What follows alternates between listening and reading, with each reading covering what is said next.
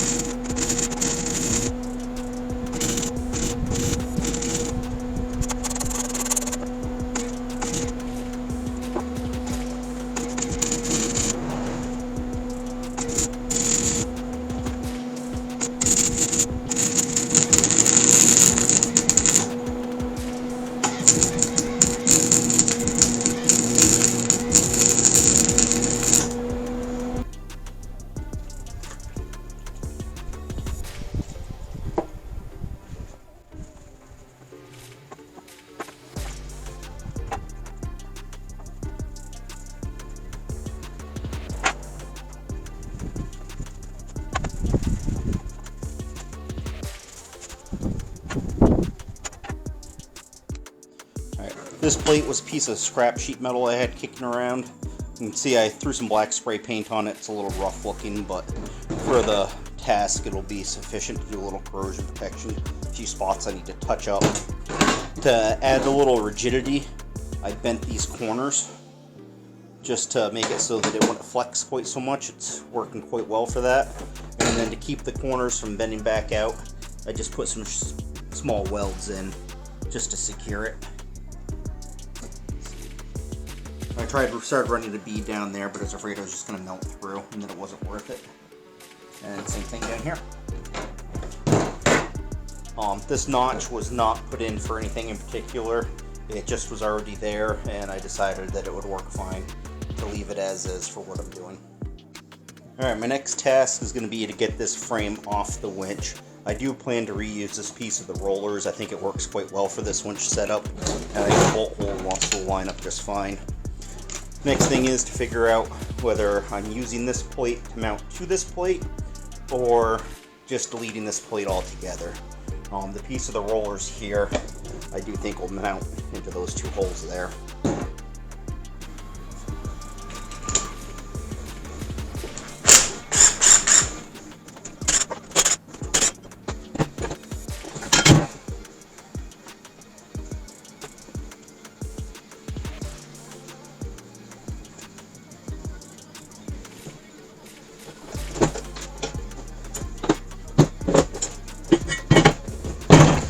Alright, hook and everything's off the winch. I'm going to set that aside for now.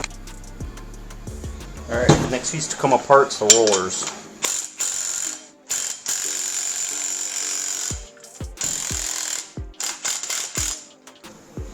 one complaint with this Makita is that it is not overrun with torque. Now they don't advertise it to be either, but it would still be nice if it had a little more.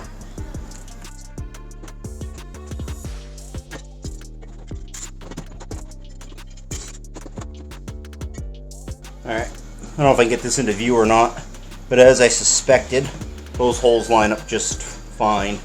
So I probably don't need this plate at all. That'll probably get set aside somewhere for a project down the road. Unless I decide that I want to do something like that to mount controls, but I don't think that's the way I'm going to go. Next, check the bolt pattern on here to make sure that it'll work with the winch. I did zip tie the end of the cable up to this bar on the winch to keep from having a mess. You'll cut that off when I'm all done. Set this down. Go like this.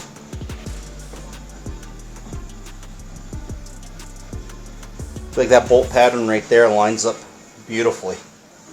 So this piece is now retired, unless I change my mind in a few. Alright, I've got this plate clamped where I want it to go.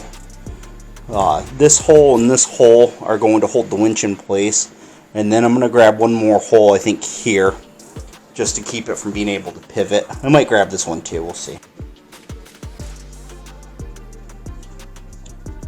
That's my hole size. So this is the bolts that come to hold the winch on. So I'm going to use a 5/16 drill bit to put the holes in.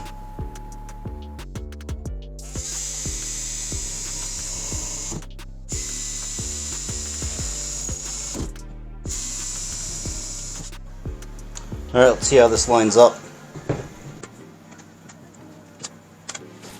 Went just barely big enough for the bolts. That'll round out though with a little bit of torque. Oh, must be just a burr in there. I was going to say, I thought I did my math right.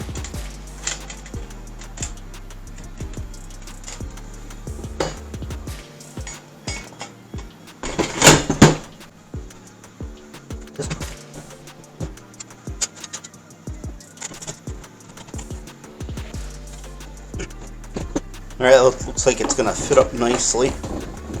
Let's see if we get a little better camera angle here. Tools in the way of the camera.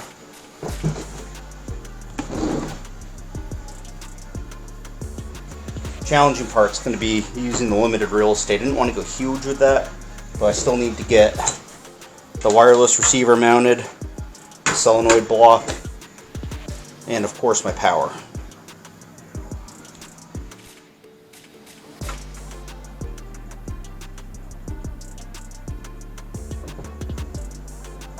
Alright, this is my final layout.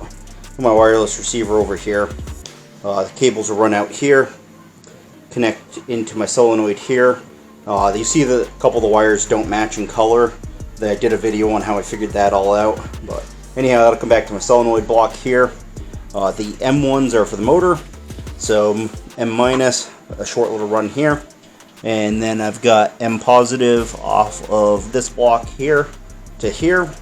And then my positive coming in from the battery will go from here to here, and my negative will run from here to here. See if we can get this all bolted down and wired up. Alright, for these next holes, I determined that 1/4 inch was a little tight on this one, but it'll work just fine. And then 1/4 inch and 1/4 inch is real snug on that one, but it works just fine. So, 1/4 inch holes it is.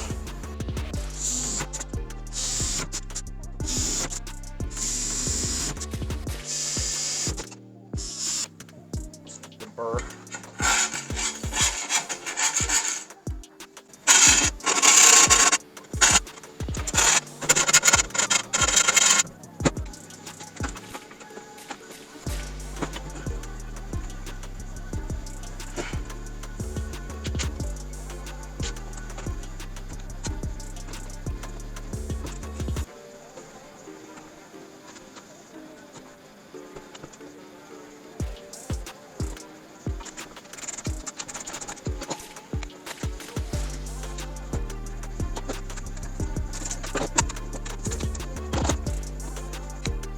Alright, this piece I'm just going to test fit for now. I'm not really going to screw it down real well. I think I'm going to throw some bolts on it just to hold it in place, but not tighten it, because I still need to run wires into it. Alright, I got most of the electronics bolted down. This is just kind of set in there right now. I got to get slightly longer bolts, and I don't want to fasten it until I get the wires connected here. Which is going to be my next step, is getting the wires connected from this to this. Alright, I got these quick disconnects from Amazon. If you're not familiar, it's pretty simple. You just take the heavy gauge wire for the 12 volt, stick them in here, crimp them down. They do take a pretty hefty crimping tool. I know some people buy special crimping tools. My intention is just to use my bench vise. Alright, so I got the wires that came with the kit. They're obviously way too long. So my Redfoot battery, hook up here. Intention is to have it kind of wrap around as such and make it up to here.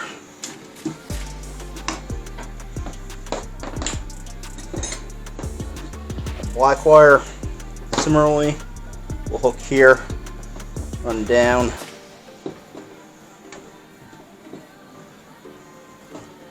I'd rather have a little too much than not enough. Go there.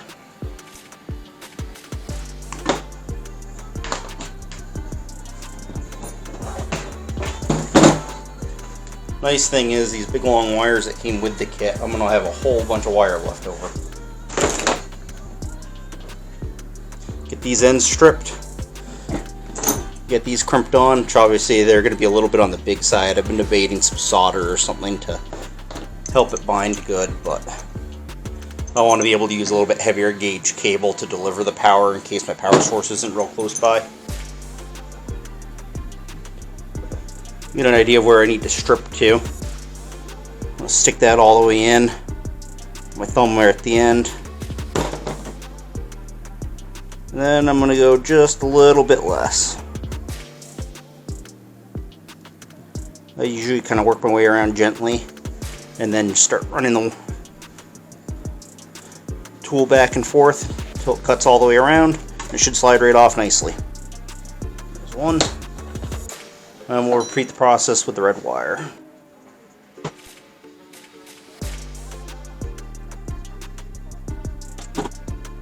Alright, those are ready to go.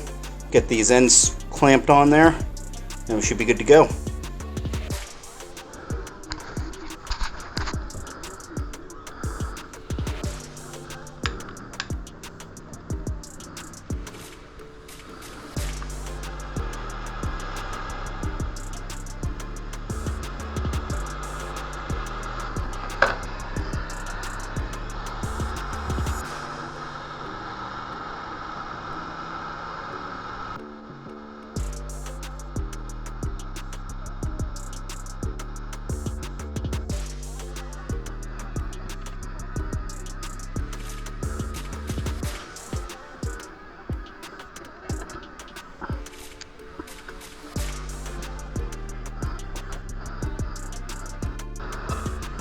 Alright, that's nice and tight.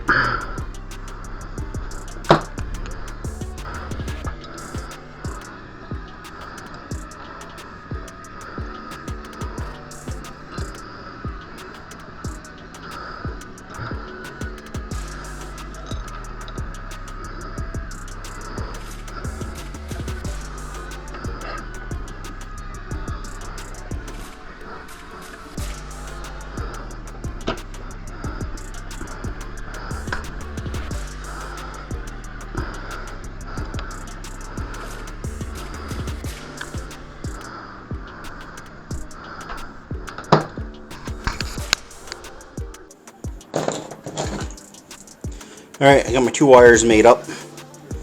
Time to put them in. Our negative here. And this goes in. Let's see if I can get a better view of it. It literally just slides in until it clicks. This piece here that's sticking up there will cam down as it slides in. And get it straight.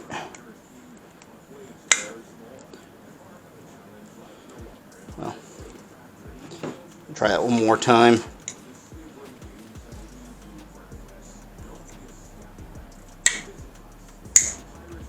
There's all the way forward.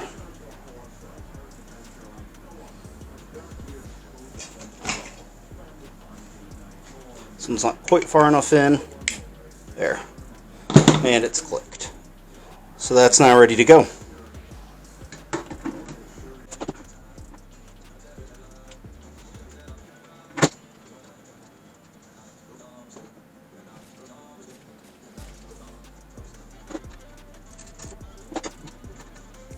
I should have known better.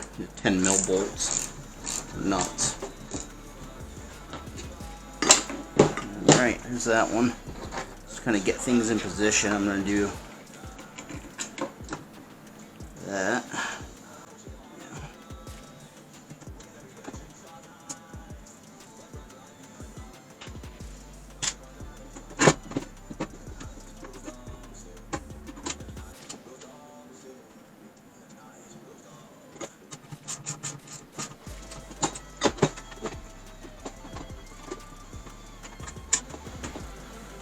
Alright, there's my power in.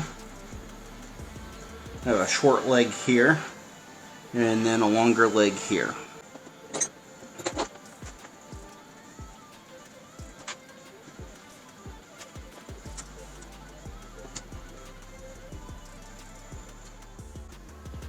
Alright, let's see if I make these connections. I'm going to shorten these up some.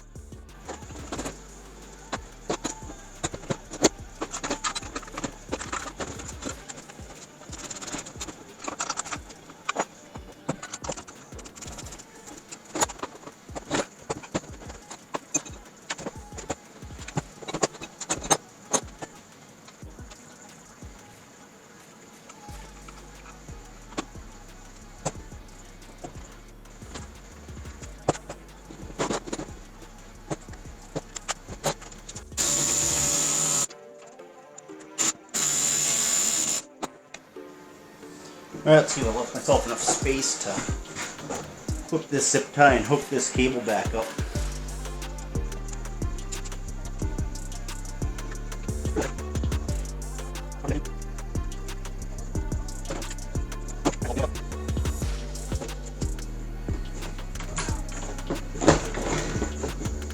Alright, I'm going to get this bolted down, connect here, and here, and we're done.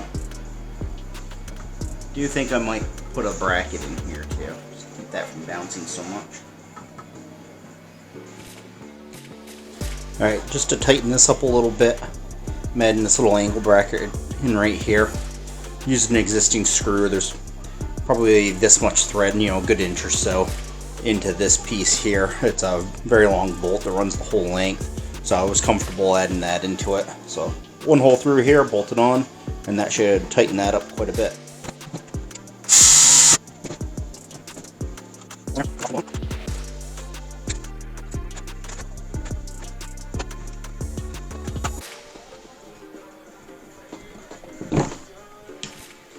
Alright, that really stiffened it up quite nicely. Alright, let's see if we can get these last few odds and ends wrapped up.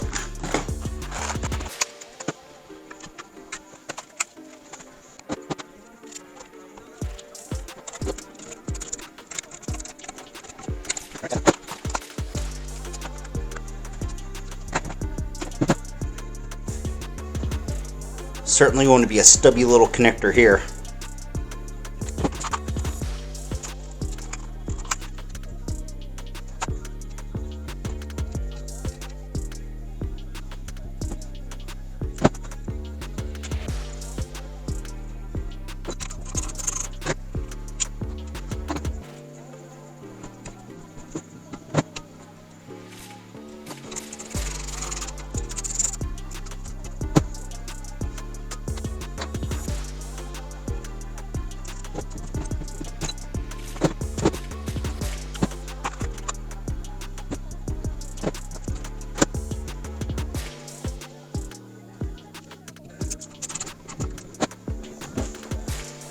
Alright, if I plug power in at this point, right here, we should have a fully functioning winch. Let's hook it up and try it out.